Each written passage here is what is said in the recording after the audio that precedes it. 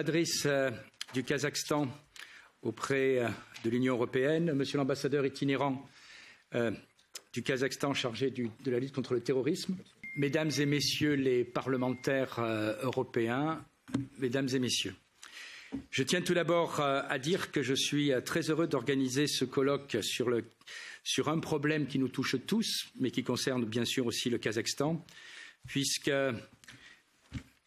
c'est une longue relation qui me lie, Madame l'ambassadeur, à votre pays, puisque je fus longtemps à la tête du groupe d'amitié France-Kazakhstan, ce qui m'a valu l'occasion entre l'Assemblée nationale française, l'OSCE ou diverses conférences d'aller, je pense, plus d'une cinquantaine de fois dans votre pays, au point que mon fils maintenant a un prénom kazakh puisqu'il s'appelle Timour.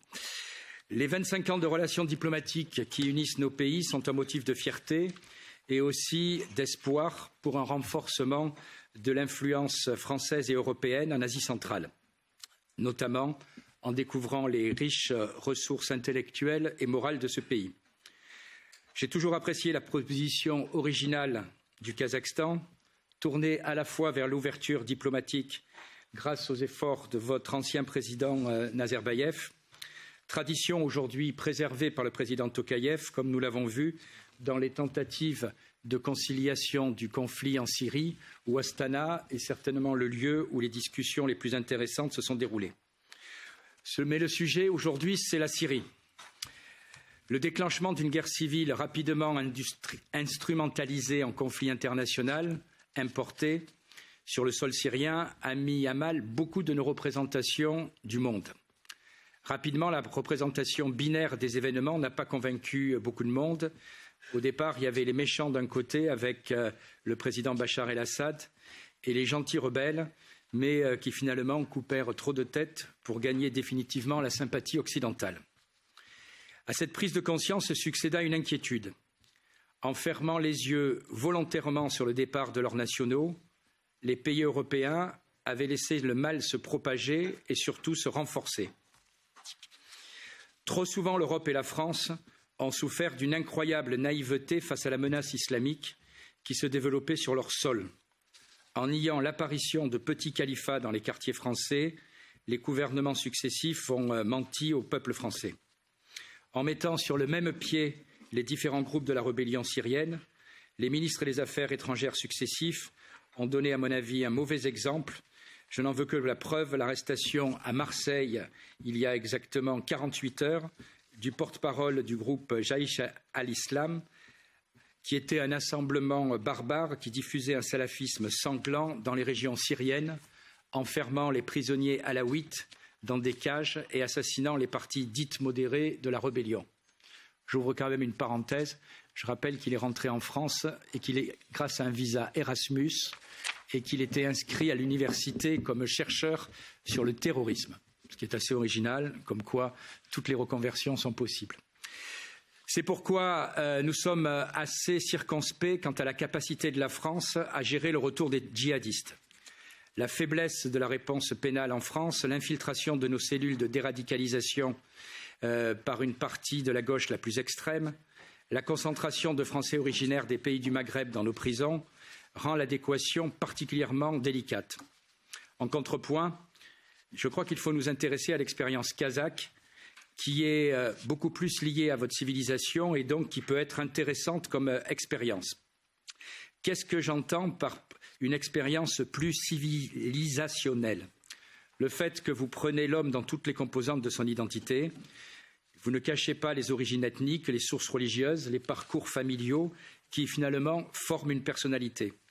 Vous n'ignorez pas leur milieu et acte de diffusion du djihadisme par l'étranger chez les voisins kirghizes, tadjiks et ouzbeks. D'ailleurs, j'en profite pour saluer les ambassadeurs des autres pays qui sont dans la salle. Vous avez regardé avec précision les conséquences de la guerre interminable en Afghanistan et son rôle d'accélérateur dans la radicalisation des franges de la population. C'est bien pour cette prise en compte sincère de l'état des influences islamistes sur son peuple et sur ses voisins que le Kazakhstan a pu regarder en face le problème du djihadisme. Entre la pratique traditionnelle de l'islam au Kazakhstan et les tentatives wahhabites, il y a un fossé que seuls des flots financiers étrangers peuvent combler. C'est donc bien par la défense de l'authenticité de sa nature politique et culturelle que le Kazakhstan a commencé à répondre aux défis de la radicalisation. Exactement ce que nous nous interdisons en France, où nous fermons les yeux sur tout ce que nous sommes.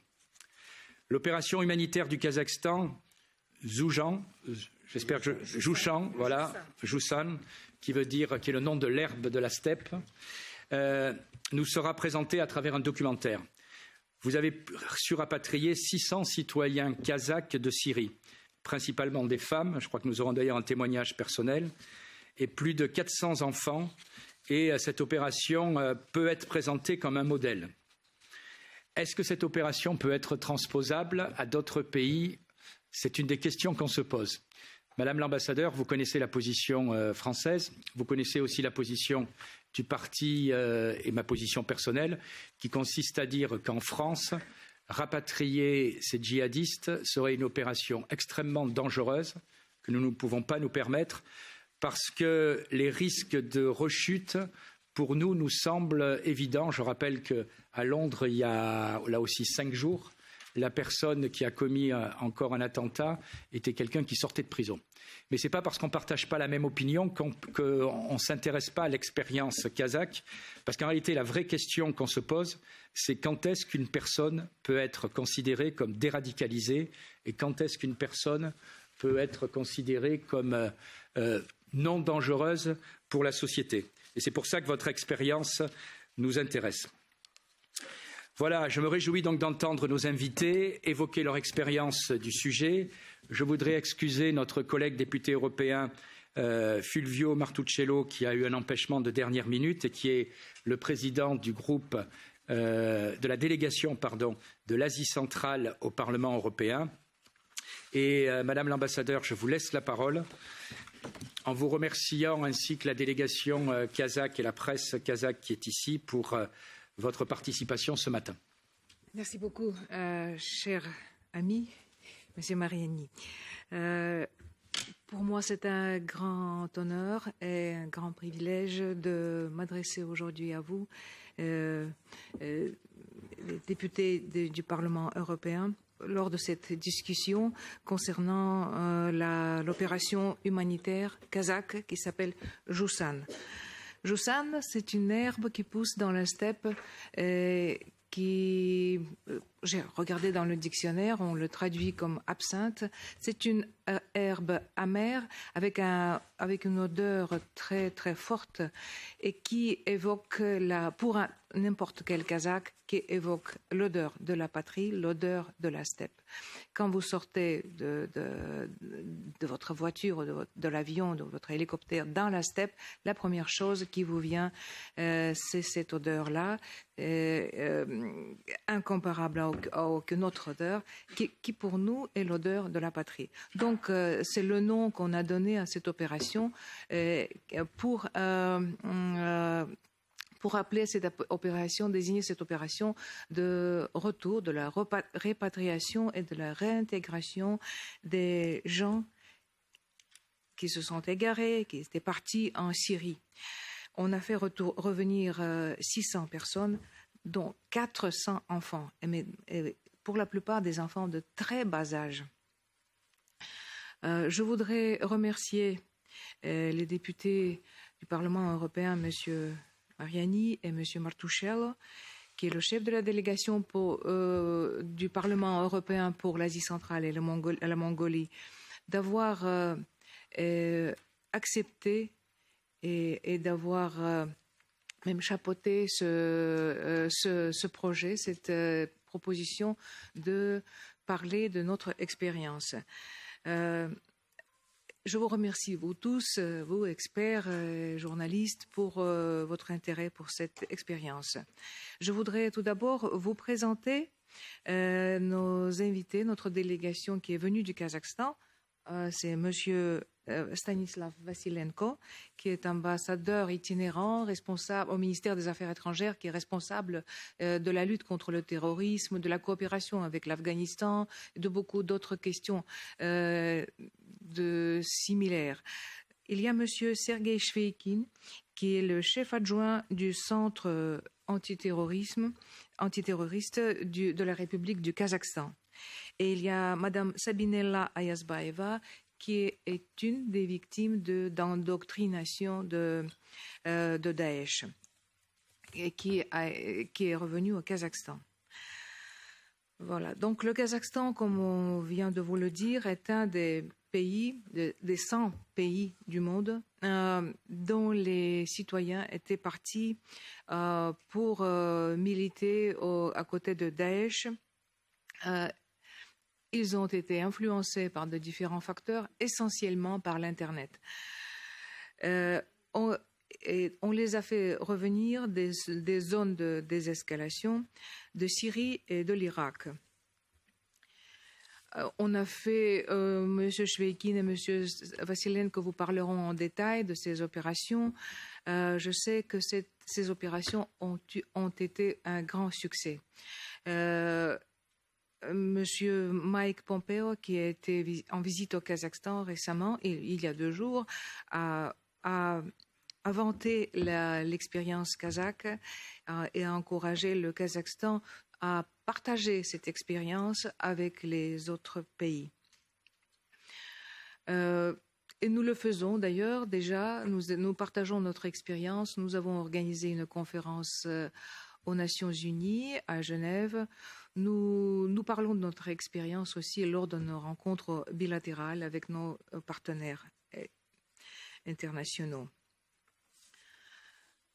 Nous avons aussi conclu un accord avec le programme United Nations Development Programme avec l'Office des États-Unis pour la lutte contre la drogue et la criminalité pour mener ensemble des recherches concernant le retour de la répatriation des combattants étrangers.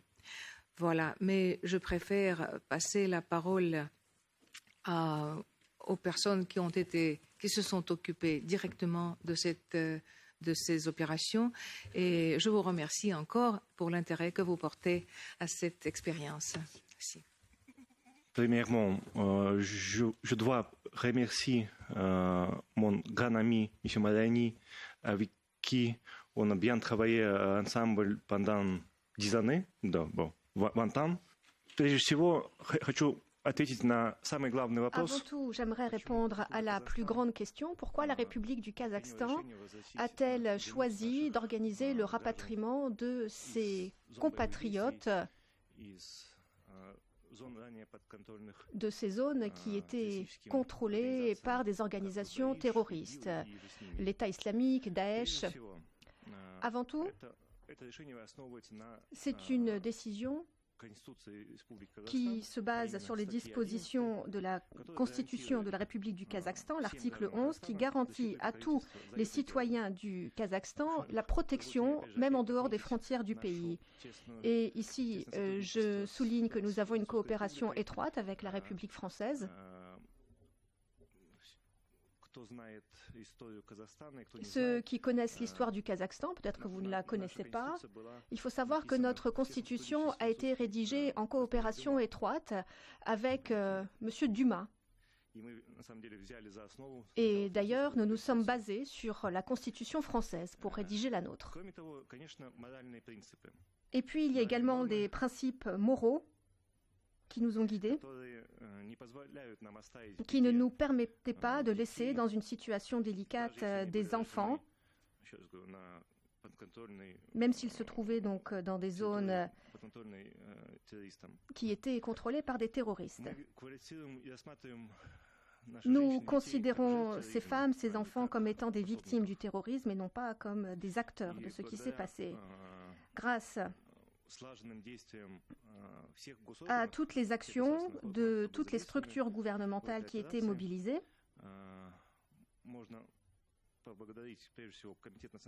et d'ailleurs il faut ici remercier le comité pour la sécurité avant tout, le centre antiterroriste,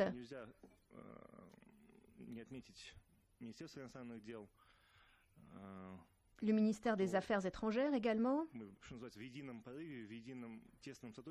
qui ont travaillé en coopération très rapprochée. Il y a eu 4 étapes dans cette opération et nous avons réussi à rapatrier plus de 800 de nos concitoyens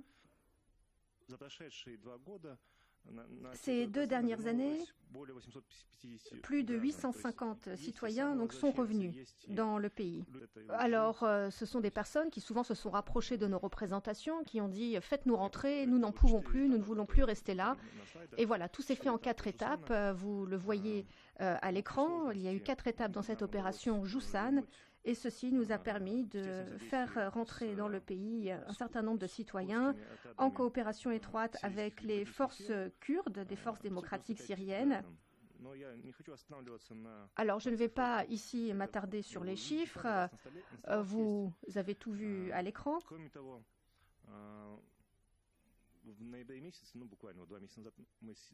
Et il y a tout juste 2 mois, nous avons fait sortir de prisons irakiennes 14 enfants, des enfants kazakhs. Mais malheureusement, nous n'avons pas encore réussi à faire revenir leurs mères, qui sont, elles, emprisonnées pour participation à une entreprise terroriste.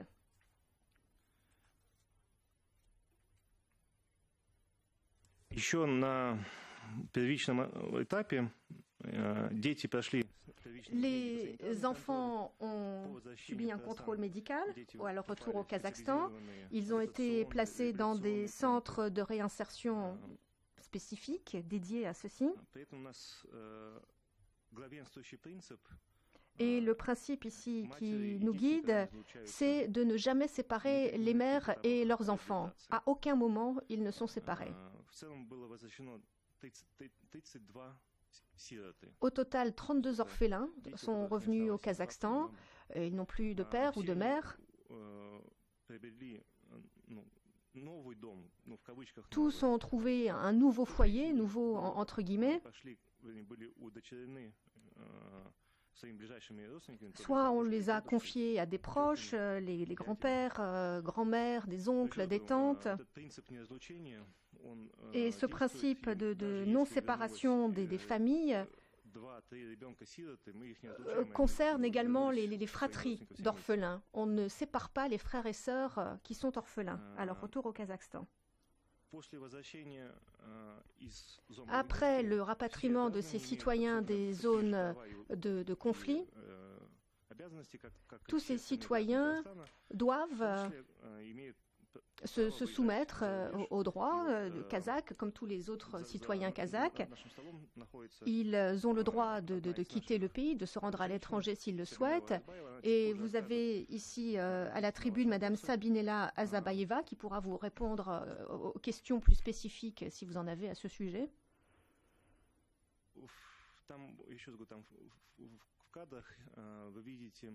Ici, vous voyez à l'écran cette photo, il y a 156 femmes qui sont revenues et il y a déjà un certain nombre d'entre elles qui sont passées à un islam modéré. C'est-à-dire qu'elles ont pu s'éloigner de cette idéologie erronée. Nous avons une très très bonne institution qui a une excellente expérience et je tenais à le souligner ici. Il s'agit d'ACNIET et qui fait un excellent travail de très haut niveau et qui a une excellente approche pour permettre la réinsertion des citoyens suite à leur retour au Kazakhstan.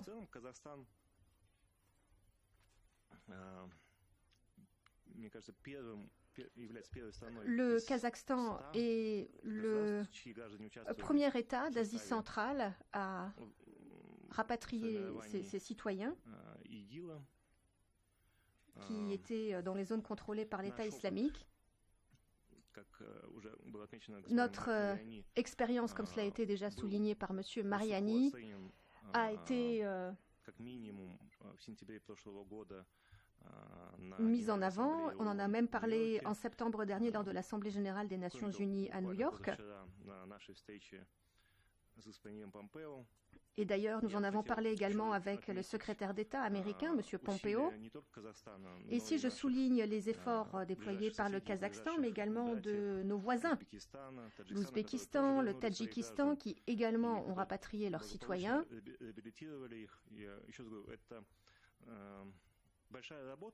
Alors, c'est un travail de grande ampleur, oui. Mais la question, ce n'est pas simplement de voir que l'on rapatrie ces personnes.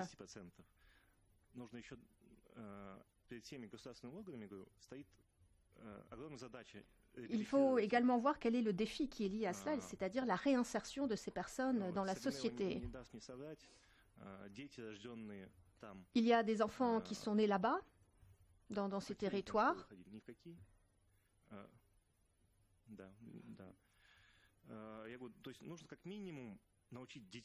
Voilà, il y a un minimum à faire. Il faut apprendre à ces enfants à lire, à écrire, il faut leur apprendre les bases et ensuite ils pourront être scolarisés. J'aimerais ici mettre en avant le fait que nous avons une coopération étroite entre mon ministère avec des organisations internationales, la Croix-Rouge, le Croissant-Rouge, l'UNICEF. Nous travaillons vraiment main dans la main et ensemble, nous avons pu mettre au point un système et je ne peux pas m'imaginer que ceci aurait pu fonctionner si bien sans cette coopération. Nous travaillons également avec l'Union européenne. Nous allons avoir un projet commun, Strive Asia, dont le but sera de soutenir les États, les organisations non gouvernementales, les organisations étatiques, pour apporter une aide dans la lutte contre le terrorisme islamiste. Ici, je vous invite à porter votre attention sur ce que nous avons fait. Je vais vous montrer une petite vidéo qui dure 5 minutes, pas plus.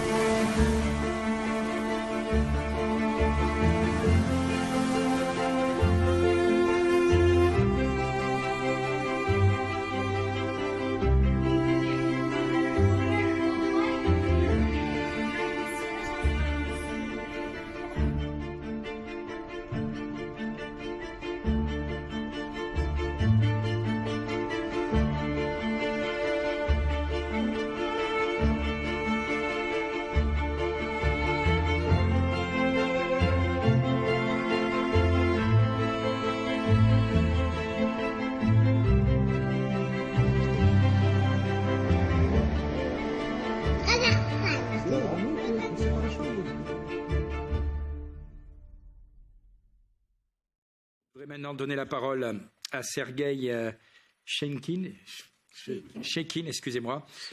Shveikin, il faut que je révise mon russe. Chef adjoint du Centre antiterroriste du Comité de sécurité nationale.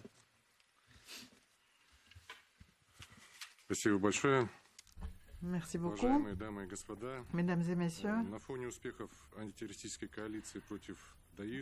dans le cadre des succès engrangés de notre combat contre Daesh, l'intégration, le retour de nos concitoyens dans notre société, leur intégration est un moment particulièrement important.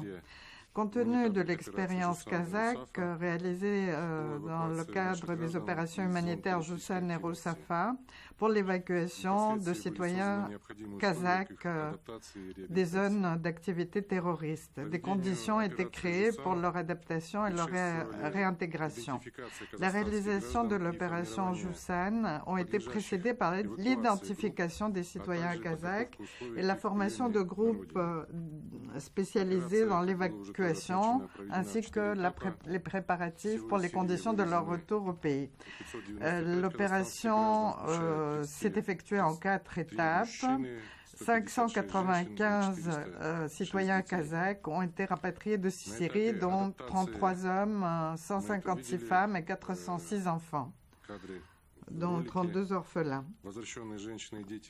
Les femmes et les enfants qui sont rentrés au pays ont été placés en quarantaine pendant un mois dans un centre de réinsertion spécial créé dans la ville d'Aktaou, à l'ouest du Kazakhstan. Et aussi un sanatorium spécial pour enfants a été installé sur les bords de la mer Noire. Les femmes et les enfants étaient équipés de produits de première nécessité. Toutes les personnes ont été équipées de documents d'identification, notamment grâce à des expertises génétiques. Nous leur avons offert de l'aide médicale, psychologique, grâce à l'aide d'experts psychologues qui leur ont accordé des entretiens individuels et leur font suivre des séances de psychanalyse. La réintégration religieuse a aussi été réalisée grâce à des spécialistes en religion. Les femmes, chacune des femmes se voit proposer une formule individuelle de déradicalisation. Pour ce qui est des enfants, des psychologues, des pédagogues et des éducateurs se sont occupés d'eux, spécialistes des enfants à problème et des adolescents. Chaque femme a pu être intégrés dans le cadre du centre de réintégration. Les femmes et les enfants, par la suite à cette première période d'adaptation, ont été renvoyés dans leur famille ou dans leur région d'origine. Il faut signaler que 20% des femmes ont adopté désormais un mode de vie laïque, donc on peut parler d'une réintégration complète. Le travail des centres de réintégration est le fait des autorités locales et d'organisations non gouvernementales. Chaque centre invite des experts, des médecins, des psychologues, des spécialistes des religions. Les femmes reçoivent un soutien juridique gratuit et sont aidées à retrouver un travail et reçoivent une allocation mensuelle. Les enfants en âge d'être scolarisés suivent des cours dans les écoles.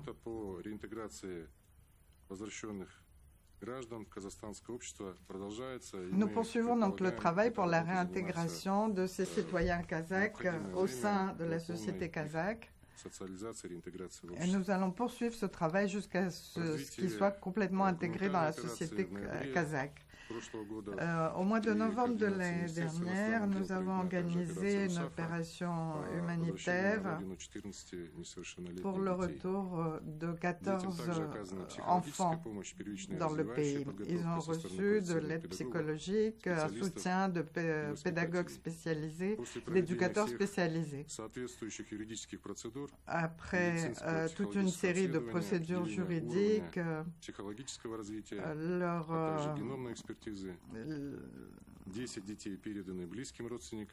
des examens pour établir leur identité, pour établir leur niveau de scolarisation. 10 de ces enfants étaient remis à des parents proches et ils suivent des cours dans des écoles. Et nous continuons encore à étudier le cas des 4 enfants restants, ces enfants qui sont accueillis au sein d'un orphelinat.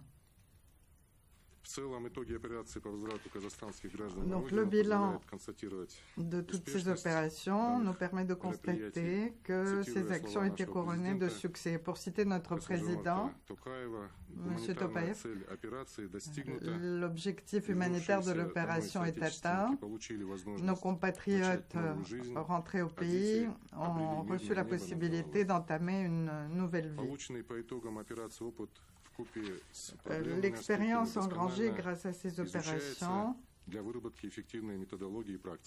est à l'étude actuellement pour élaborer une méthode et faire des recommandations pratiques.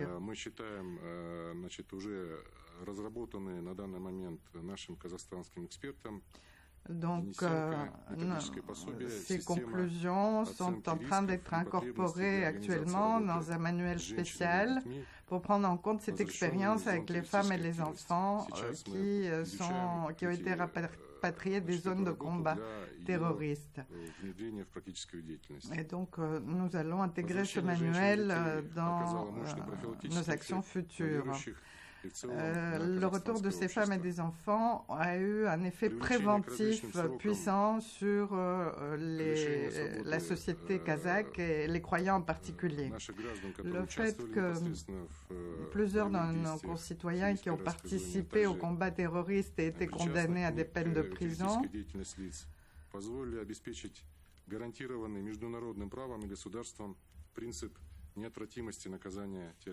ont montré que le principe de l'inévitabilité de la peine des terroristes était garanti dans notre pays. Cette expérience est un apport important à la pratique internationale dans le cadre de la mise en œuvre des résolutions de l'ONU telles que la lutte contre la propagande du terrorisme ou le retour de combattants étrangers dans leur pays d'origine. Mesdames et messieurs,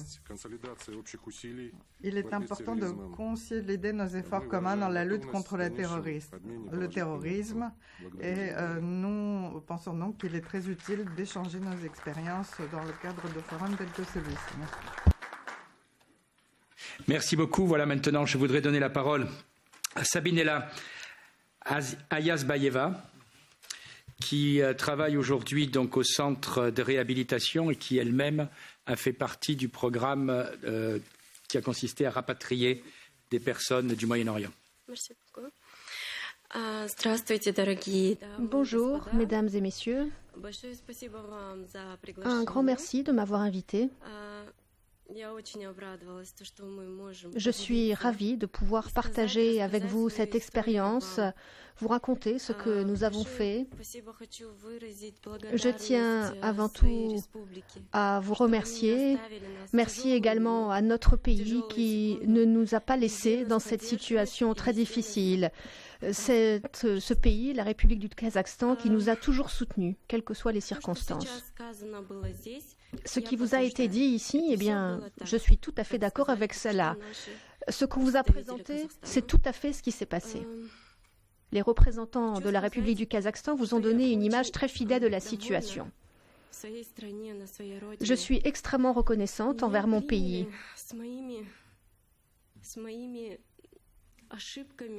On m'a accueilli malgré mes erreurs, on m'a donné une nouvelle chance. Je me suis trompée, mais on m'a tout de même tendu la main pour m'aider à me relever. Merci beaucoup. Ça, c'est la première chose que je souhaitais dire. Ensuite, mes enfants. À un moment, bon, maintenant j'ai 5 enfants, et mes enfants sont tellement heureux, je les regarde tous les jours, et je pleure. Je pleure de joie, parce qu'ils sont en vie, ils sont dans un environnement pacifique. Ce qu'on a connu là-bas, c'était terrible. C'est vraiment impossible à décrire. Et d'ailleurs, j'ai même peur lorsque je regarde la vidéo qui a été diffusée. Voilà, j'ai du mal à retenir mes larmes, je suis désolée.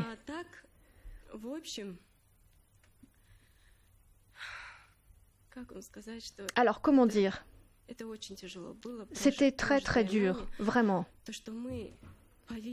Tout ce que nous avons subi, on nous a promis beaucoup de choses. Je me suis convertie à l'islam par le biais de mon mari.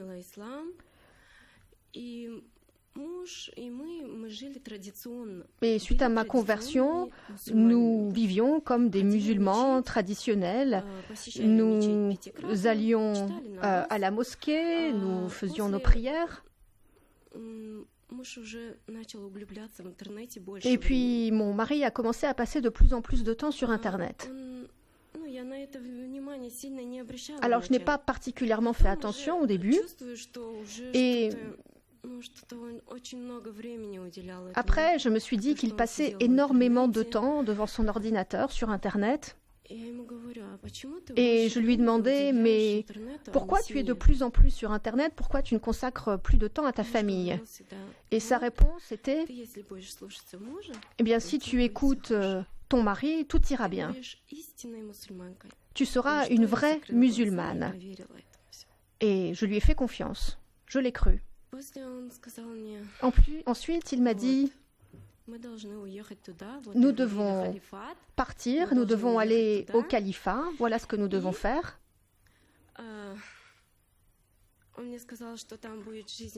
Il m'a dit que nous aurions une vie belle, il m'a dit que c'était un lieu sûr pour les musulmans, qu'il n'y avait pas d'attentat, qu'il fallait partir là-bas. Il a dit que nous devions suivre cette voie qui était la nôtre. Alors j'avais beaucoup de questions et je me suis souvenue de ce que j'avais entendu, il faut écouter ton mari. Et je me suis dit, mais pourquoi partir là-bas? C'est la guerre. Et il m'a dit, non, là où nous allons, il n'y a pas de guerre. Il n'y aura pas de guerre.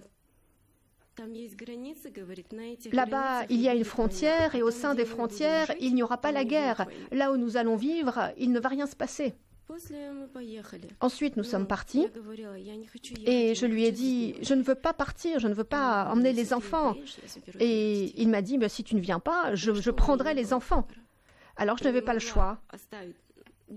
Je n'ai pas pu laisser mes enfants. Alors, il m'a mise au pied du mur et voilà, je me suis dit, il faut partir parce qu'il m'a dit que tu le veuilles ou non, je vais partir avec eux. Alors ensuite, nous avons quitté le Kazakhstan et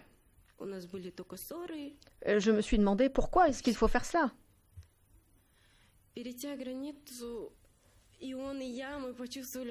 Lorsque nous avons franchi la frontière, je me suis tout de suite dit que c'était une grande erreur, parce que là où nous nous sommes retrouvés, ça faisait très peur, c'était l'étranger pour nous, avec des autres personnes, une autre mentalité. C'était dur. Lorsque nous avons franchi la frontière, j'ai eu l'impression de ne pas être chez moi. C'était vraiment très douloureux. Mais je n'avais pas le choix, je ne pouvais plus faire marche arrière.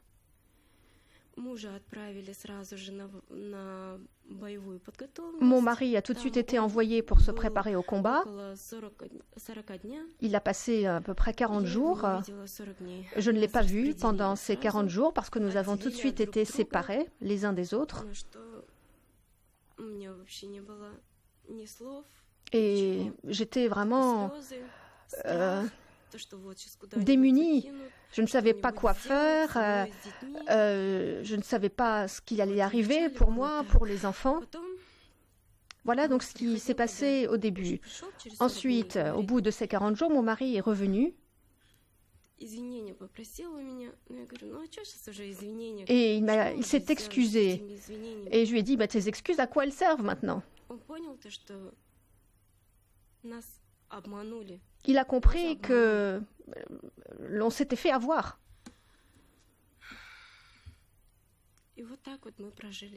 Et voilà, nous avons tenté de survivre là-bas jusqu'à ce qu'on nous rapatrie. Alors on nous a dit, tu dois faire ceci, cela, aller là-bas, et si tu ne fais pas ce qu'on te dit de faire, eh bien, les choses vont mal se passer. Donc mon mari a fait ce qu'on lui disait de faire.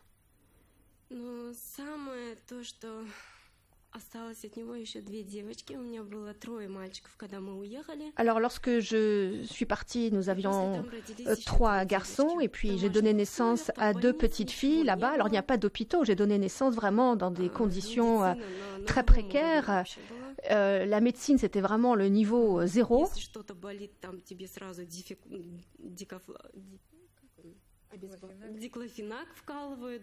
Alors, quand on avait des douleurs quelque part, il n'y avait pas grand-chose à faire. On avait en fait un médicament unique qu'on nous donnait pour tout, pour les douleurs, pour la fièvre.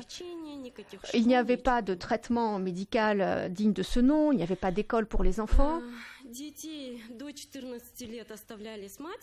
Les enfants restaient avec leur mère jusqu'à leurs 14 ans, mais une fois qu'ils avaient 14 ans, on envoyait les enfants se préparer au combat, parce qu'à partir de 14 ans, les enfants devaient participer à ces combats. Et j'avais toujours peur de ce moment, au moment où on viendrait me voir et me dire « Eh bien voilà, le jour est venu, nous allons prendre votre fils ».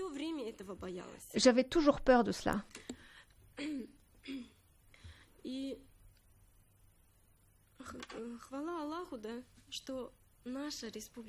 Et grâce à Allah, notre République est venue nous chercher et maintenant nous vivons en sécurité. Je ne vis plus dans la peur qu'un jour on me prendra mes enfants.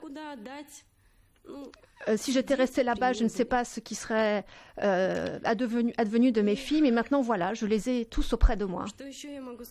Et qu'est-ce que je peux encore vous dire ? Il y avait vraiment de l'injustice partout.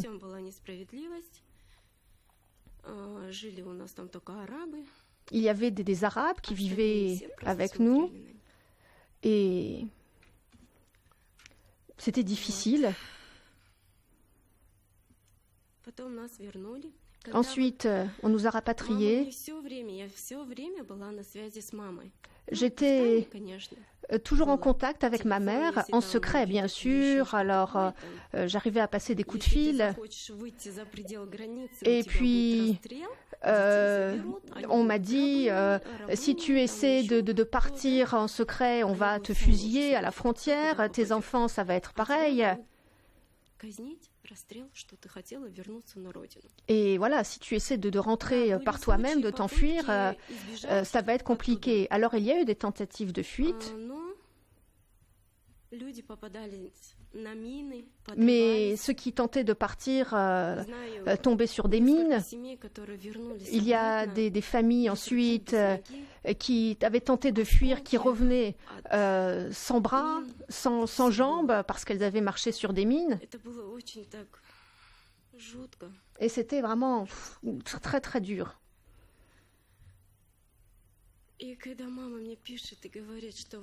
Et lorsque ma mère m'a dit que le Kazakhstan avait décidé de rapatrier ses citoyens, eh bien, j'ai eu du mal à y croire jusqu'au bout. Jusqu'au bout, je me disais vraiment qu'il fallait nous faire partir de là. Et lorsqu'on est venu nous chercher, lorsque quelqu'un est venu pour demander qui souhaitait rentrer au Kazakhstan, eh bien, tous ceux qui étaient là, dans le camp où nous étions, tous ceux qui étaient là ont tous dit « Ah mais oui, waouh, ils sont venus nous chercher, c'est incroyable !» On n'arrivait pas à y croire. Ils étaient là, ils étaient venus nous chercher. Et on a commencé à nous rapatrier au Kazakhstan. On nous a dit qui est kazakh, venez, on va vous enregistrer, on va vous prendre en photo, on va vous faire des papiers et dans 2 semaines vous pourrez rentrer. Attendez encore 2 semaines, il faut être patient et tout le monde s'est mis à pleurer. Nous on s'est dit non, on veut rentrer tout de suite, on veut rentrer plus tôt que ça.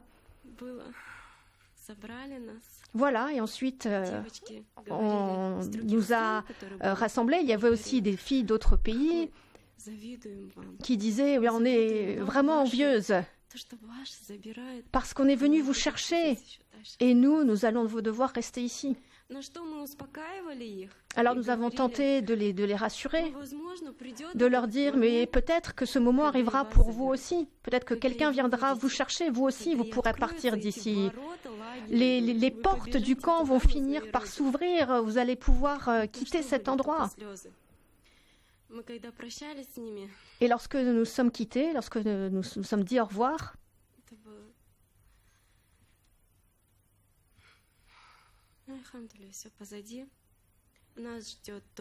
voilà, on s'est dit que maintenant un avenir nous attendait, un avenir pour nous, pour nos enfants, le bonheur.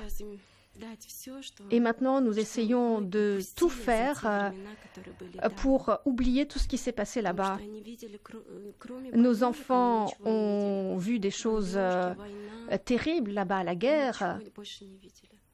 Et nous voulons qu'ils ne pensent plus à cela. Je suis extrêmement reconnaissante envers notre pays qui nous a donné cette possibilité de rentrer, de revenir et nous pouvons continuer à pratiquer notre religion chez nous. On n'a pas à aller ailleurs, on nous donne cette possibilité. On ne nous a pas fait enlever nos voiles, on ne nous a rien dit de ce qu'on doit faire ou pas faire. Nous pouvons continuer à vivre. Nous avons maintenant une idéologie qui est meilleure, qui a été corrigée.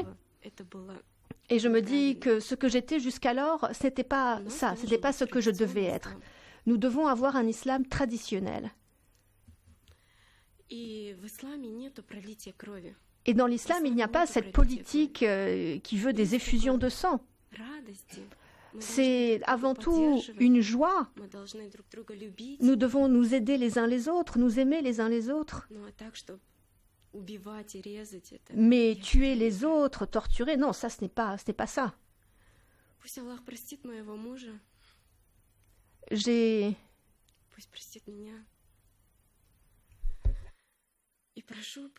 qu'Allah me pardonne et je vous remercie de votre attention.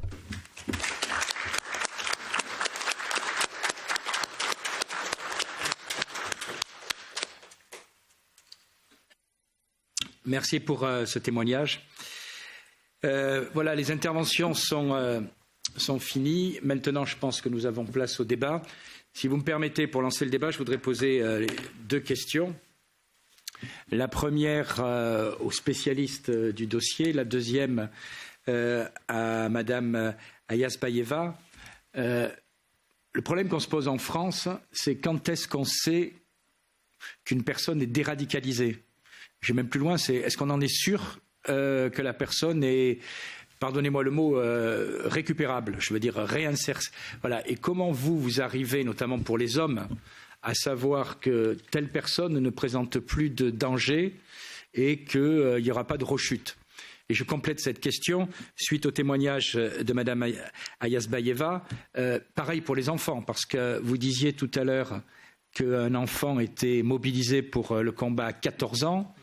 On sait. Il a failli être. Oui, il n'a pas atteint. Oui, non, mais ce que je veux dire, c'est que certains enfants ont subi des entraînements militaires. On a vu que sur des vidéos, certains enfants aussi, malheureusement, ont dû participer à des crimes.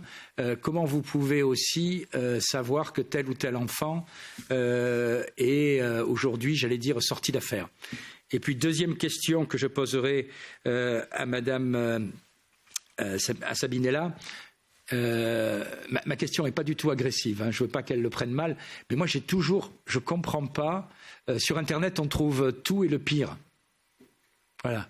Quand j'entends dire j'ai vu sur Internet que c'était parfait, on trouve aussi sur Internet de la presse qui explique que c'est peut-être pas aussi parfait.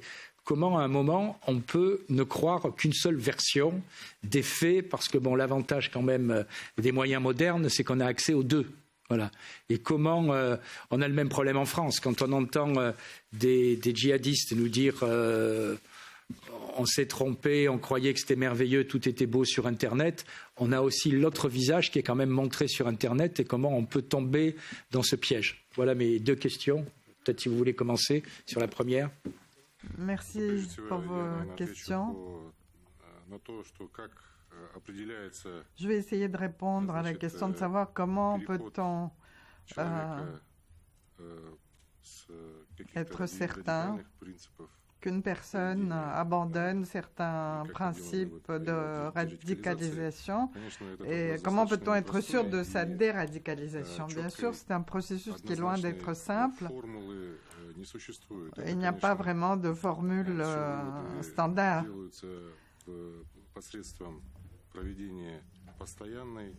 Donc, nous devons continuer à travailler sur une base régulière et constante avec chacune des personnes. Et à partir de ce travail, nous tirons des conclusions empiriques. Et quant à nous, nous établissons une série de critères à partir desquels nous essayons de répondre à la question de savoir quelle est l'attitude de telle ou telle personne à l'égard de la religion, sa vision du monde, quel est son état psychologique. Et donc, à partir de nos contacts avec cette personne, nous tirons nos conclusions. Mais je répète encore une fois, nous n'avons pas de formule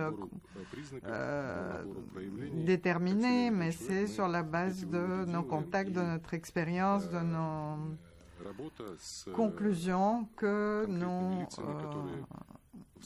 déterminons l'état de chacun. Avec ces personnes qui ont subi pendant tout un temps l'influence de l'idéologie radicale. Et il n'y a pas de moment où on puisse dire ça y est, cette personne est déradicalisée. C'est un processus en évolution constante. Ma question pour les enfants, à partir de, enfin, je veux dire, de quel moment vous considérez que, comment dire, il ne représente aucun danger? Est-ce qu'il y a un seuil où vous avez plus de précautions, voilà?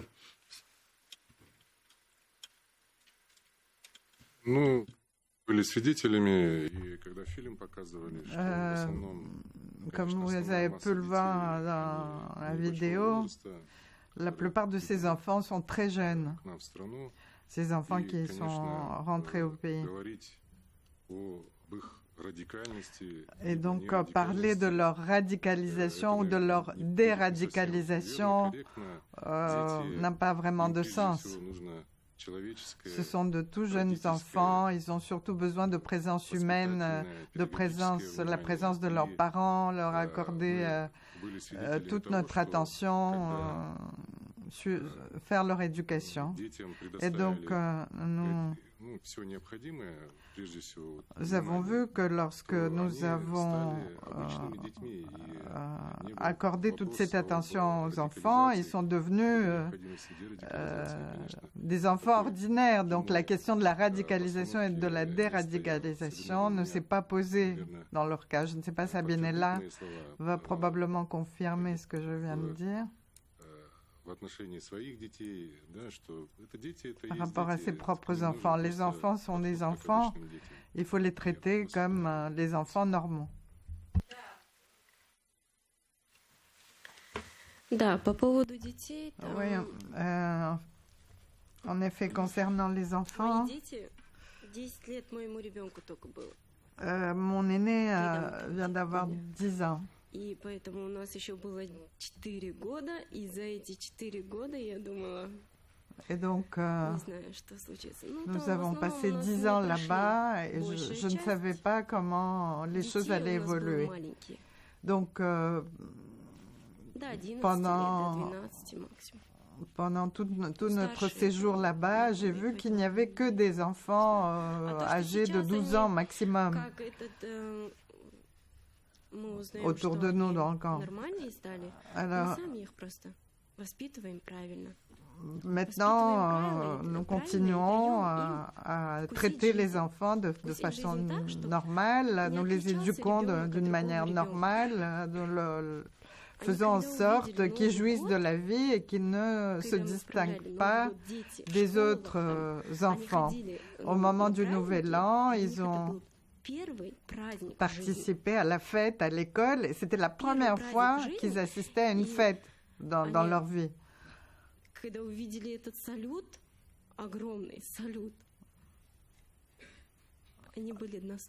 Alors, quand ils ont assisté à cette fête, ils ont éprouvé vraiment une joie intense.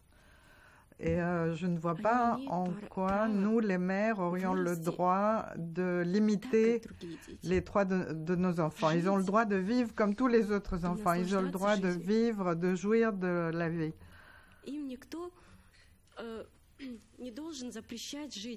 Personne n'a le droit de leur interdire de vivre.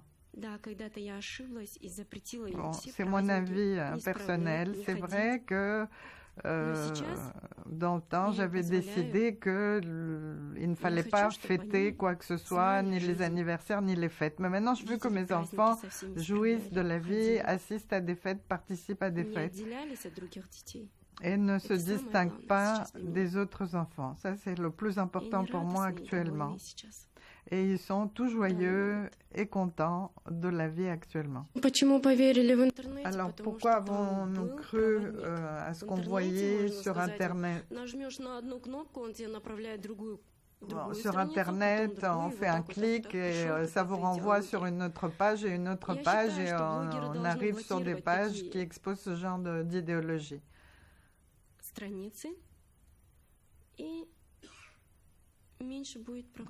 Il faudrait pouvoir bloquer ce genre de page et du coup il y aura moins de problèmes. Alors concernant Internet, je voudrais ajouter quelque chose. 99%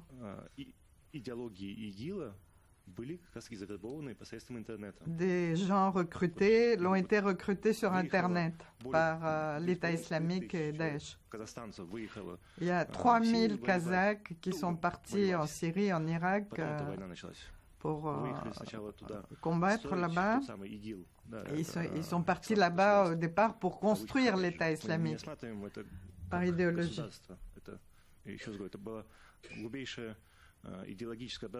Donc, ça a été tout un travail de sape idéologique. Et donc,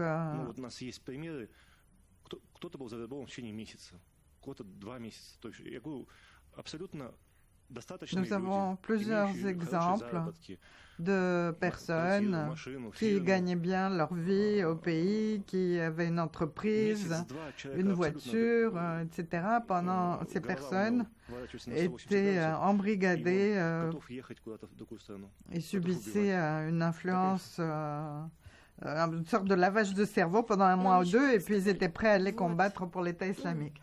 Oui, vous avez tout à fait raison. Nous aussi, nous avons une bonne vie. Mon mari travaillait en Allemagne. Il nous envoyait de l'argent pour vivre au pays. Et puis, il y a eu l'État islamique. En tout cas, c'est vrai, nous vivions bien. On ne peut pas dire que nous étions pauvres. Mais il a subi une pression de la part de l'État islamique. On lui a expliqué qu'il fallait qu'il aide ses frères et ses sœurs, les musulmans, et qu'il leur envoie le plus d'argent possible pour les aider à établir l'État islamique. Donc, on lui rappelait qu'il était musulman et qu'il n'avait pas le droit de laisser d'autres musulmans dans la misère. Je disais 3000 combattants pour le Kazakhstan, c'est quand même énorme, puisque si ma mémoire est bonne, la population est de 15 à 18 millions, c'est ça ? 18 millions, voilà. Donc pour relativiser, ça fait à peu près un peu plus de combattants qu'en France pour une population qui est quand même pas de même rapport. Voilà, Annika, député européen. Merci. Merci Thierry, merci de vos témoignages et de vos explications. Voilà, moi j'aurais deux questions. Étant à la commission femmes, étant très interpellée par les violences conjugales, je me suis surtout intéressée à la place de l'enfant. J'ai lu un rapport intitulé très intéressant de l'incivilité au terrorisme. Et c'était toute une équipe de pédopsychiatres et d'encadrants qui suivaient les enfants de très bas âge issus de l'immigration. Et il était incontestable que tous ces enfants-là avaient subi des traumatismes terribles, et ce sont ces enfants-là qui reproduisaient des actes de violence, d'incivilité et voire jusqu'au terrorisme. Donc ma première question était de savoir quel est le suivi psychologique que vous apportez à ces enfants, sur quel laps de temps, parce que ça peut être aussi des choses refoulées qui vont reproduire plus tard, et ça, personne n'a malheureusement de pouvoir. Deuxièmement, ma deuxième question, il est vrai que sur Internet est un moyen très important de recrutement, d'endoctrinement. Nous le voyons notamment en France par des vidéos sur YouTube où il montre les conversions à l'islam avec toutes les dérives de prosélytisme que ça apporte. Est-ce qu'il serait bien sûr intéressant peut-être par ce même moyen de véhiculer des témoignages comme le vôtre pour dénoncer tous les dangers de cet endoctrinement à travers votre expérience et d'autres expériences également. Merci. Oui, je voudrais répondre à votre question. Donc, comme vous l'avez compris, nos enfants continuaient à travailler avec des psychologues. Oui, les enfants parfois éprouvent de la peur, ils sont craintifs quand ils entendent passer un avion, ça leur fait peur. Enfin, du moins au début. Mais maintenant, il y a des psychologues, des théologues qui travaillent avec eux, qui leur expliquent les choses, qui leur font visiter des musées, par exemple. Et grâce à cela, ils oublient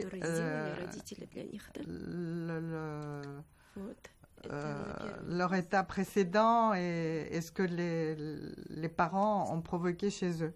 On pourrait se réunir, nous les femmes qui sommes rentrées au pays, pour enregistrer notre témoignage et le montrer sur Internet. Le plus important, c'est que ça cesse, que ça s'arrête et qu'il n'y ait plus jamais d'autres personnes après moi qui soient embrigadées de la sorte et qui tombent dans ce piège. Merci. Oui, je voudrais compléter la réponse.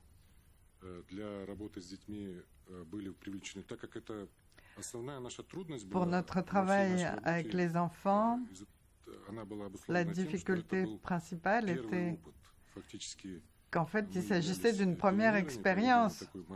Nous étions vraiment les initiateurs, les pionniers de ce genre d'expérience, de ce genre de travail. Et donc, il y avait des choses qui nous paraissaient nécessaires, que nous avions une certaine approche dont l'expérience par la suite a prouvé la justesse. Et désormais, donc, on exploite cette expérience du travail des psychologues et des pédagogues qui avaient une expérience au départ de travail avec des enfants difficiles et des adolescents. Donc, nous avons tout un groupe de spécialistes qui établissaient l'étendue des traumas dans le cas de chacun des enfants. Et nous avons utilisé par la suite leurs conclusions pour définir un programme de travail pour les psychologues spécialistes des enfants. Et cela nous a permis d'obtenir des résultats satisfaisants. Et en fait,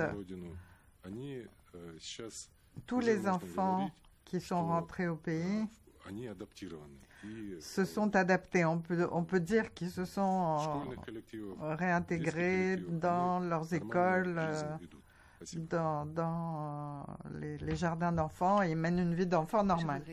Juste dire deux mots. Oui, la part de ceux qui sont partis en Syrie pour rejoindre l'État islamique est grande proportionnellement à la population. Il faut expliquer que le Kazakhstan a fait partie de l'Union soviétique. Et l'Union soviétique, c'était un athéisme militant. Les imams, les prêtres catholiques, orthodoxes ont été décimés, ils ont été tués, ils ont été envoyés dans les goulags, ils ont péri. Les mosquées, les églises ont été détruites ou transformées en des clubs pour l'idéologie soviétique. Donc, les gens en ex-Union soviétique ont vécu sans la religion. Même une phrase aussi anodine comme « Dieu merci » ou « Si Dieu le veut » était interdite, était bannie. Donc, après avoir atteint notre indépendance, accédé à notre indépendance, comme toutes les autres républiques de l'ex-Union, dans toutes les autres républiques de l'ex-Union soviétique, nous avons voulu altérer notre soif de la foi, de la religion, et surtout que l'idéologie communiste ne marchait plus. Alors, mais ça a marché très différemment. Dans M. Shveikin a dit que la plupart de ceux qui étaient partis en Syrie ne connaissaient pas bien la religion musulmane. Donc, je pense que si ces personnes se sont égarées et sont parties là-bas, c'est parce que c'était la table rase, ils ne connaissaient, ils ne savaient rien, et ils ont perçu la toute première information qu'ils ont vue sur l'Internet. Puis l'Internet, vous savez, ce ne sont pas des... Quand on parle de l'influence de l'Internet, il ne faut pas imaginer un singe barbu qui parle grossièrement. Non, c'est une manipulation très, très fine et c'est un travail professionnel d'endoctrinement. On ne commence pas à endoctriner, à appeler à la violence. Non, on procède, mais vraiment d'une manière très intelligente. Et non seulement pour l'extrémisme islamique, mais aussi pour des sectes comme les témoins de Jéhovah, etc. Il y en a plein au Kazakhstan, il foisonne. Et bon, l'État essaie de procéder à une sorte de tri, de protéger la population de leur influence. Mais ce n'est pas toujours facile, parce qu'il y a en même temps la liberté de la religion et de la foi, et il faut toute expertise religieuse de la littérature, des livres, des films, toute volonté de procéder à cette procédure d'expertise se heurte à des appels à la démocratie, à la liberté de la foi, etc. Donc c'est vraiment c'est un travail de longue haleine qui doit être mené très intelligemment et très prudemment parce qu'il s'agit de l'âme de l'homme.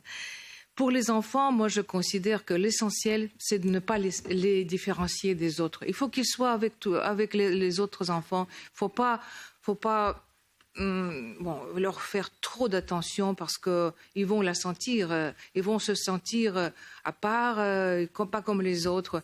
Et bon, l'essentiel, c'est de les laisser s'intégrer avec leurs camarades, et ils vont le faire tout facilement sans qu'on les aide spécialement. Merci. Yeah, I would like to add something. Je voudrais revenir sur la question concernant les films sur YouTube, les vidéos sur YouTube. Il y a quelques jours, on m'a posé la question concernant le développement de cette idéologie comme un virus sur Internet. Et je voudrais vous faire part d'une bonne nouvelle. Nous avons conclu un accord avec Facebook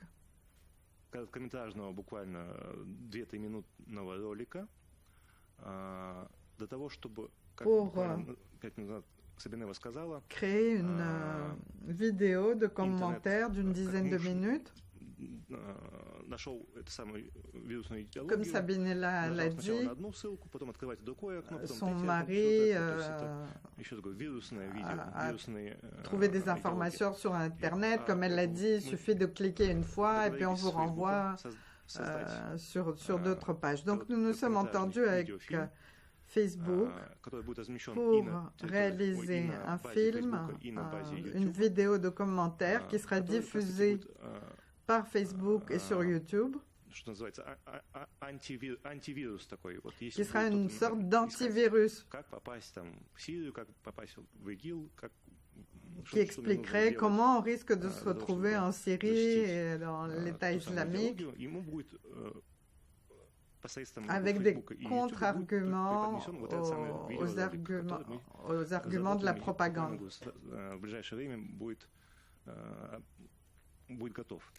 Donc cette vidéo sera prête et diffusée très prochainement. Donc je vous invite, mesdames et messieurs les députés, à vous référer, à faire circuler cette information sur cette vidéo.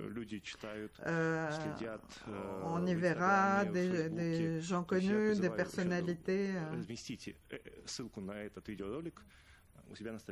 Et je vous suggère d'indiquer la référence à cette vidéo sur votre propre page Facebook. Merci. Avant de donner la parole à Jérôme, une simple précision. Quand je parlais tout à l'heure comment les enfants étaient, j'allais dire, traités, il est évident que pour nous, il n'y a pas de différence. Toute la différence, c'est un enfant de 2 ans n'est pas dangereux. À partir de quel âge il devient dangereux? Voilà, c'est ça. Et en France, si notre position est très clairement de dire au cas par cas pour les enfants, il est évident que les plus jeunes ne présentent aucun danger. Mais toute la question est de savoir à partir de quel âge on peut présenter un danger ou à partir de quel âge, malheureusement, on a pu être endoctriné, entraîné, etc. Jérôme Rivière. Merci à vous tous de cette présentation et de ce colloque, cette conférence intéressante, parce qu'effectivement, c'est un sujet qui se pose pour l'ensemble de nos pays. Donc merci à toi Thierry d'avoir pris cette initiative.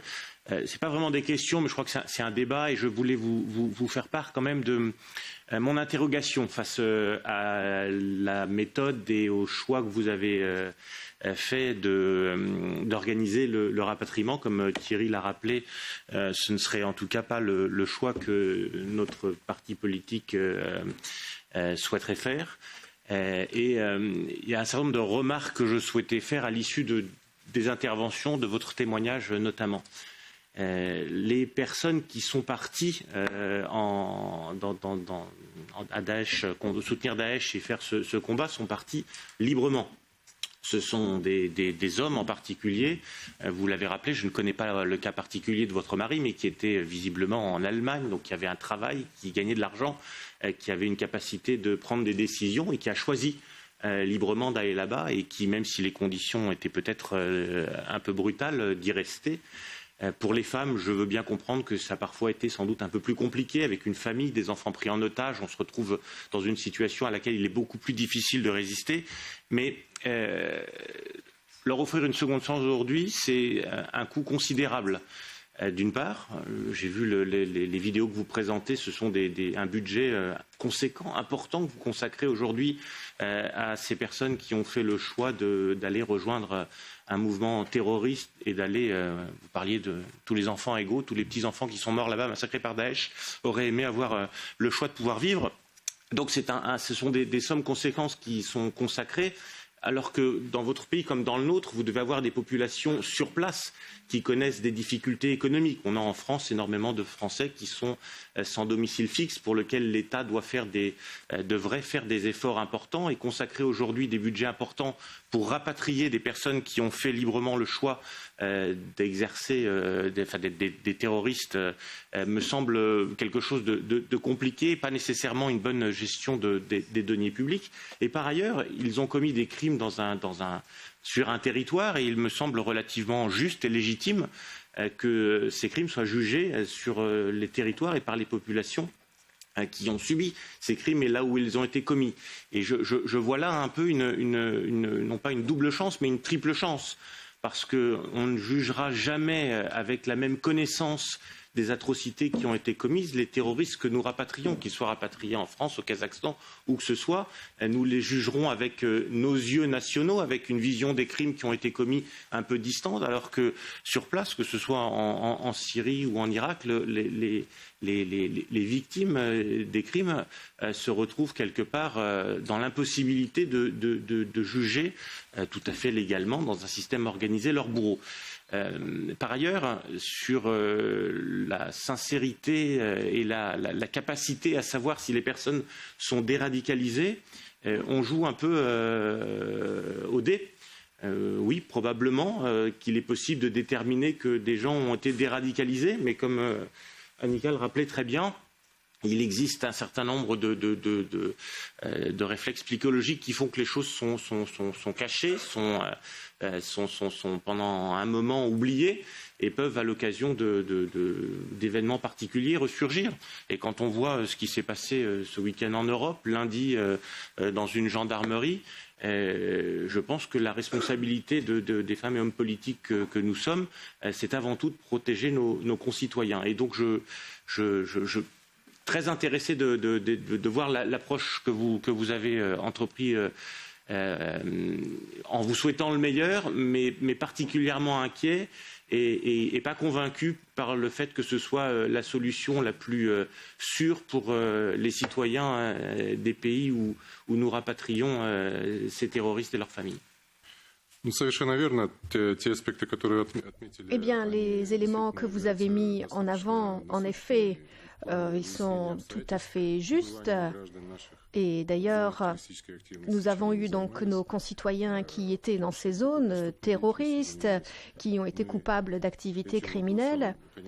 Et évidemment, nous apportons une attention très grande à toutes les questions que vous avez évoquées. Nous nous posons la question pour chacun de nos concitoyens qui s'est retrouvé dans cette zone de la Syrie. Et puis, il y a également cette responsabilité à prendre en compte.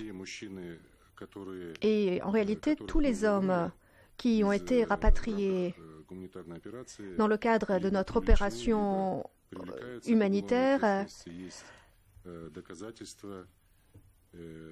ont fait l'objet d'une enquête sur leur participation aux activités terroristes, à la propagande terroriste, et nous essayons de faire face à tout ceci et nous prenons les décisions qui s'imposent.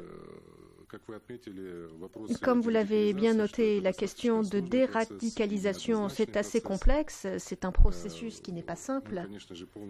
Et évidemment, je suis d'accord avec certains éléments que vous avez évoqués, et comme je l'ai déjà dit tout à l'heure d'ailleurs,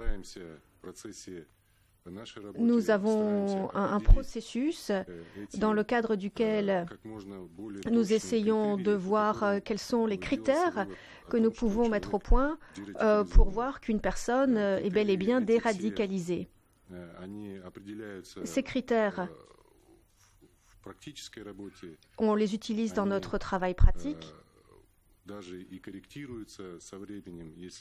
et c'est ce qui nous guide. Lorsque l'on voit qu'une personne semble être déradicalisée, eh bien, nous voyons quels sont les éléments qui sont manifestés par cette personne, nous voyons s'il y a des signes particuliers ou pas. Nous voulons faire en sorte que ces personnes vivent une vie normale, pacifique. Voilà, nous continuons à travailler sur tout ceci. Nous faisons de notre mieux pour avoir un système efficace.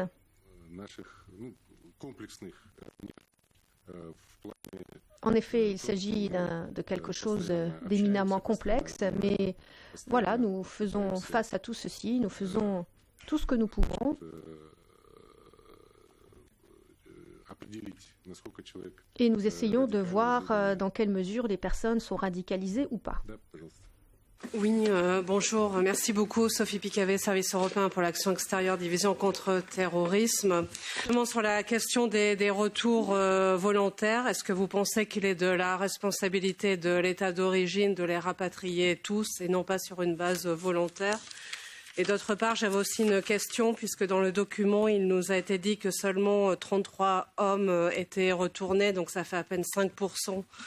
Donc, qu'en est-il des autres? Et ensuite, quelle a été la peine de prison donc de ceux qui ont été condamnés? Et avez-vous pu collecter des preuves suffisantes pour assurer un jugement? Et quel est le suivi judiciaire de ces gens-là? Merci beaucoup. Merci. Alors, je vais tenter d'apporter quelques éléments de réponse. Nous avons rapatrié 33 hommes dans le cadre de cette opération humanitaire, Joussan.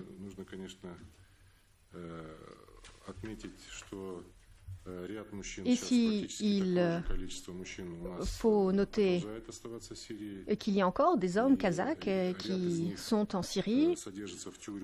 Certains sont en prison.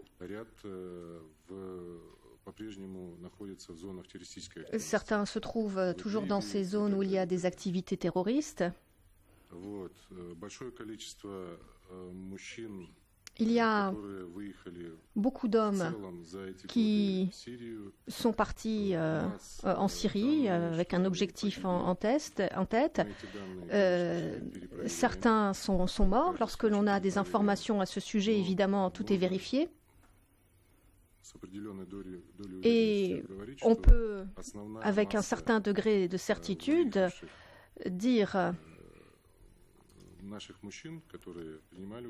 que parmi les hommes kazakhs qui ont participé aux activités terroristes, eh bien, beaucoup sont morts. Et Sabina l'a dit à juste titre, nous avons rapatrié ceux qui ont fait part de leur volonté de retourner au Kazakhstan, ceux qui avaient compris, en fait, qu'ils devraient être tenus responsables pour les actions qu'ils avaient commises.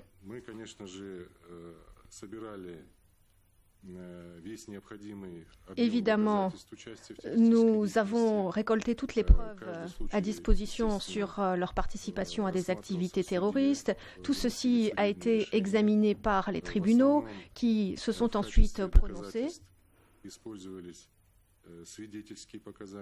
Donc il y a eu des éléments concrets au moment de prononcer des peines à l'encontre de ces personnes qui avaient participé à une entreprise terroriste.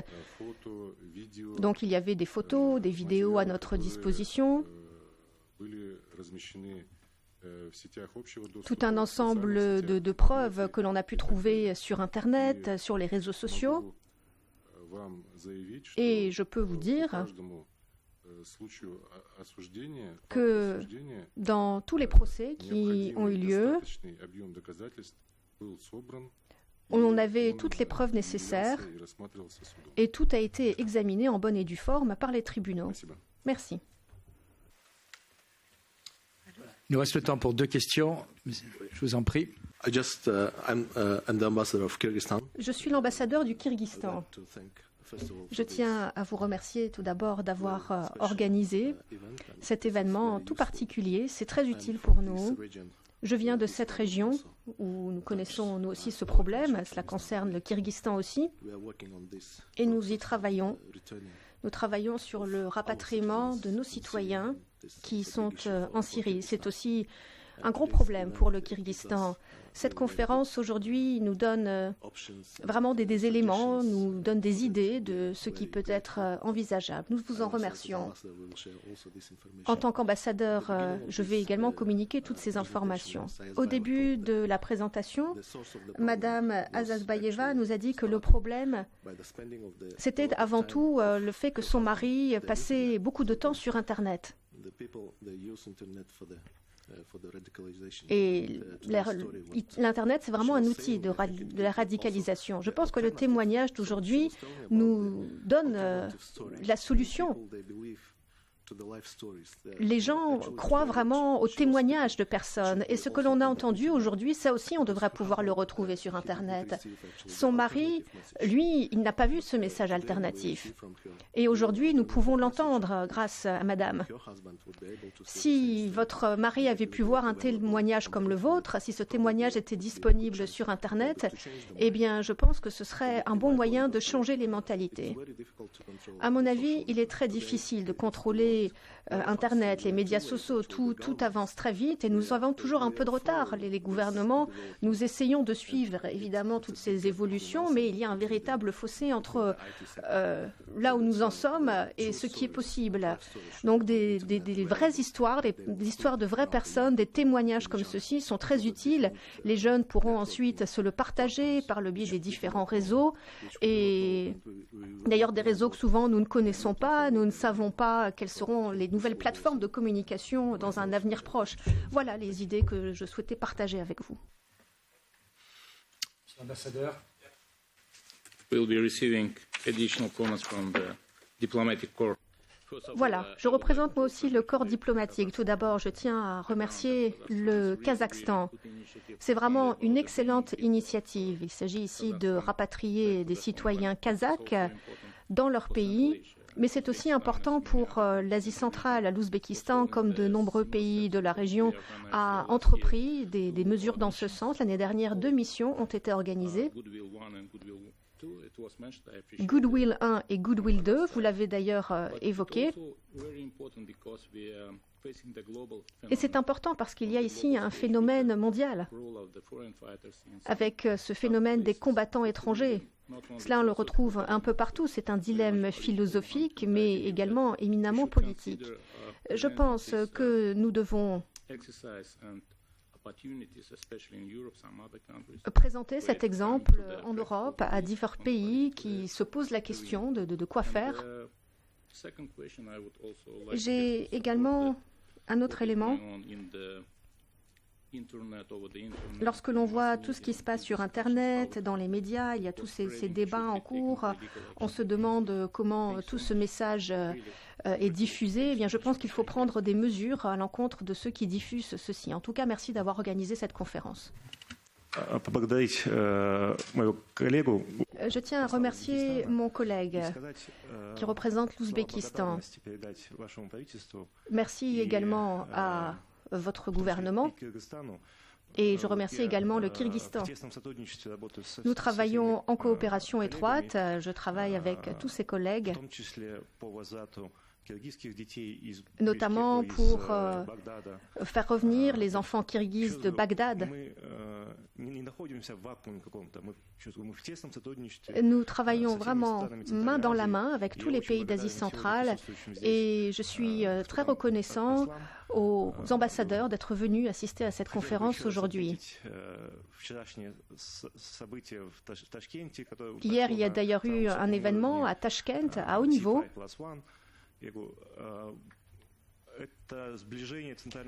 Cela permet aux États d'Asie centrale de se rapprocher et c'est vraiment essentiel. Cette année, il y aura peut-être pas un sommet, mais une troisième rencontre entre nos chefs d'État. Ce sera au Kirghizstan. Et nous allons voir ce que nous pouvons faire encore ensemble. Merci. Monsieur l'ambassadeur. Good morning. I'm ambassador of Bonjour, je suis l'ambassadeur du Tadjikistan. J'aimerais à mon tour remercier l'ambassadeur, Madame Kouspan, ainsi que notre ami, Monsieur Mariani. Merci aux collègues du Kazakhstan de cette possibilité d'échanger sur le problème du rapatriement de nos citoyens de Syrie et d'Irak. Il y a également le défi sécuritaire que cela représente pour nos pays et pour l'ensemble de l'Asie centrale.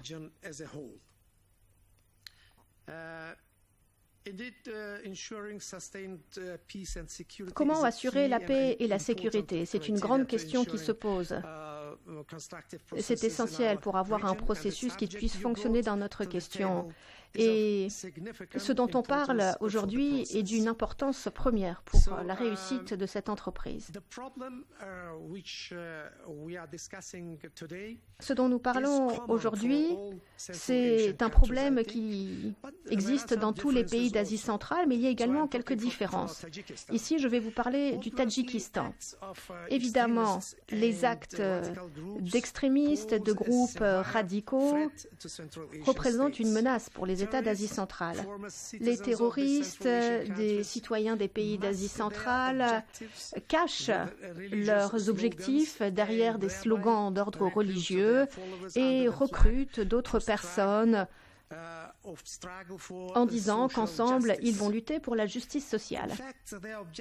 En réalité, leur but est de changer le système laïque qui prévaut dans les pays de la région et nous sommes confrontés à ce défi également au Tadjikistan. C'est la raison pour laquelle j'aimerais que l'on remplisse notre objectif. Les opérations contre l'État islamique en Syrie et en Irak ont permis de détruire l'État islamique, mais nous sommes parvenus à une situation où, à long terme, on pourrait avoir la naissance de groupes terroristes renforcés qui prendraient un autre nom. Rapatrier les membres rapatriés de ces organisations, leurs épouses, leurs enfants, c'est la seule possibilité pour éviter l'émergence de nouveaux groupes militants à nos frontières.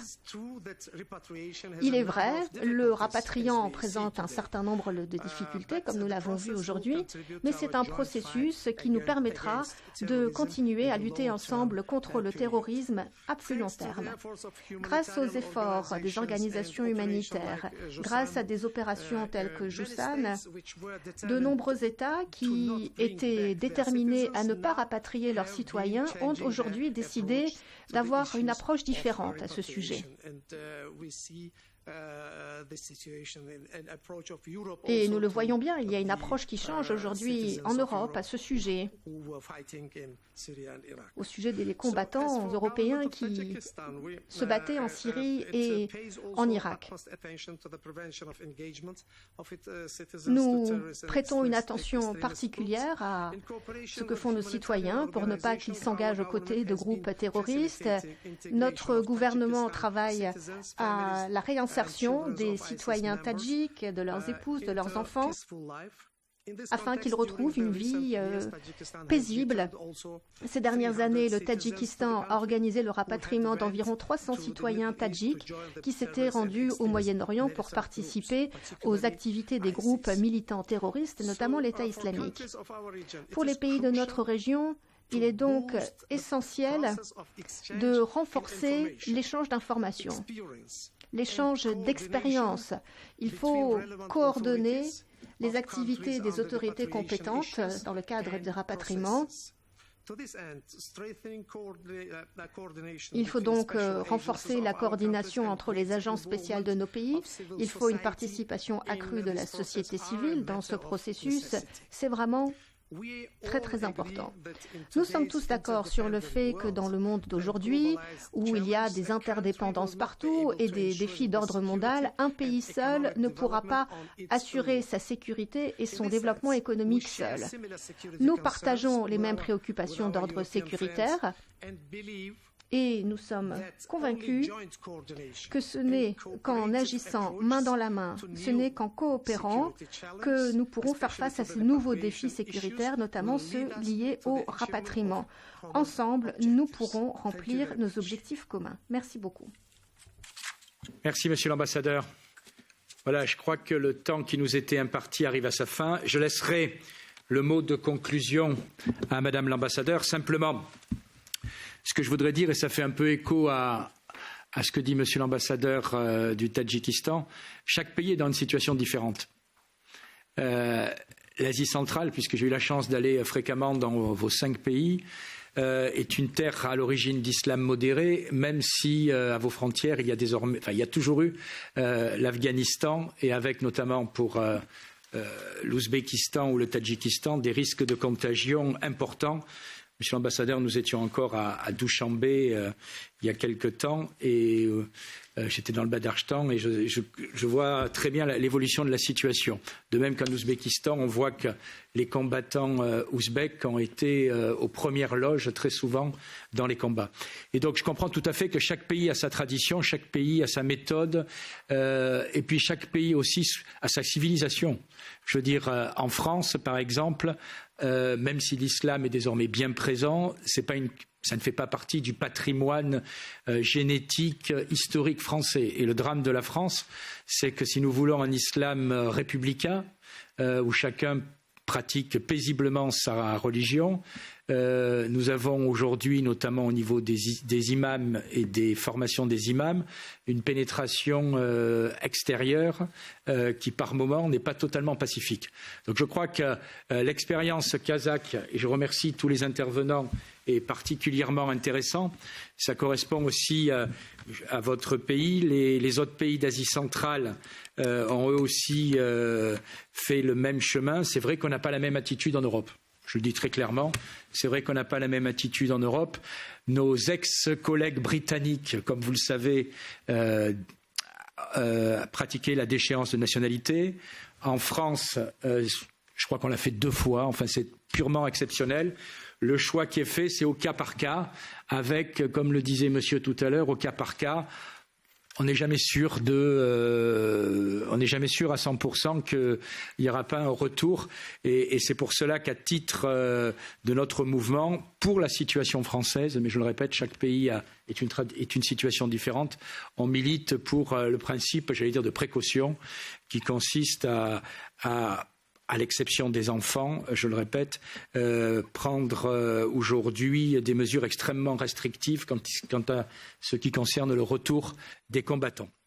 Voilà, Madame l'ambassadeur, je vous laisse le mot de la fin. Merci une fois de plus pour être présente avec vos collègues ambassadeurs dans le Parlement européen. Je constate que l'Asie centrale, dans son ensemble, est très active dans ce Parlement, ce qui personnellement me réjouit. Et très solidaire. Et très solidaire aussi, voilà.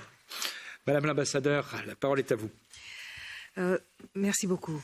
Je voudrais tout d'abord vous remercier, Monsieur Mariani, d'avoir créé la possibilité pour nous de parler de notre expérience dans ce domaine. Vous et Monsieur Martushel, c'est un sujet très important. On peut en parler longuement, infiniment, et il y a de différentes aspects, de différentes nuances civilisationnelles, culturelles, politiques, religieuses qui doivent être prises en compte. Mais c'est un sujet d'une grande actualité et je suis convaincue que l'expérience kazakh est vraiment très, très exemplaire, très humaine, parce qu'il y a l'aspect humanitaire tout d'abord. Il y a des enfants, il y a 400 enfants qui ont été repatriés. Ils sont petits, ils ne doivent pas souffrir, ils doivent aller à l'école, ils doivent être soignés, et ils ne faisaient que souffrir dans ces camps. Donc il y a l'aspect humanitaire tout d'abord. On en a pris soin au Kazakhstan et je suis sûre je suis convaincue que pour la plupart, pour la majorité absolue, ils seront de bons citoyens du Kazakhstan. Il y a l'aspect dissuasif aussi, parce que toutes ces jeunes femmes, parce que pour la plupart, elles sont vraiment très très jeunes, et ils ont suivi leur mari, parce qu'ils suivent à la lettre les prescriptions islamiques que la femme doit obéir à son mari. Et donc, elles ont suivi leur mari. Et maintenant, à leur retour, elles parlent à la télévision, à visage caché ou ouvert. Elles parlent de leurs expériences et c'est cela à la télévision et cela a un effet dissuasif, mais vraiment énorme. Et puis, parlant globalement, vaut mieux quand même que chaque pays reprenne ses combattants, bon, s'ils le sont, mais je ne suis pas sûre qu'ils sont tous combattants, parce qu'il y a, comme a dit Sabinella, il y avait au sein de ces camps, il y avait, disons, des gens de première sorte et de deuxième sorte, et les Kazakhs étaient parmi les deuxièmes, des gens de la seconde sorte. Et donc, vaut mieux faire revenir ces gens-là que de les laisser là-bas, concentrés dans un seul endroit, et là, nous aurons comme résultat un vrai État extrémiste. Nous aurons des enfants qui n'auraient vu que la guerre, que la violence, que la haine. Donc, vaut mieux qu'on les répartisse chacun dans son pays comme des brebis égarées. En tout cas, ça, c'est la position kazakh. Mais toute expérience doit être discutée. Et je voudrais remercier notre délégation, M. Shveikin, M. Vassilenko, qui sont venus exprès pour parler de cette opération Joussan, qui, bon, c'est facile de dire, voilà, on a fait revenir 600 personnes, mais c'est très difficile de réaliser. Il y a eu plusieurs vols, des allers-retours, il y a eu pour parler avec plusieurs organisations humanitaires internationales, il y a eu avec des services secrets, donc ce n'était pas facile et ils ont accompli un énorme travail pour lequel je les remercie de venir nous parler là-dessus. Et bien sûr, je suis très reconnaissante et très touchée par le témoignage de Sabinella. Dès qu'elle a vu les premières images de cette vidéo, elle a eu des larmes aux yeux. C'est vrai, bien sûr, ce sera un trauma qu'il faudrait surpasser pendant des années et des années, mais je trouve que c'est très courageux de venir comme ça et de parler à des gens inconnus de ce qui est vraiment très intime, de ce qui porte sur elle-même, sur son mari, qui est mort là-bas, et sur ses enfants. Alors, je la remercie infiniment. Voilà, et je vous remercie encore d'avoir porté de l'intérêt pour cette expérience, d'être venus aussi nombreux. Merci beaucoup. Merci.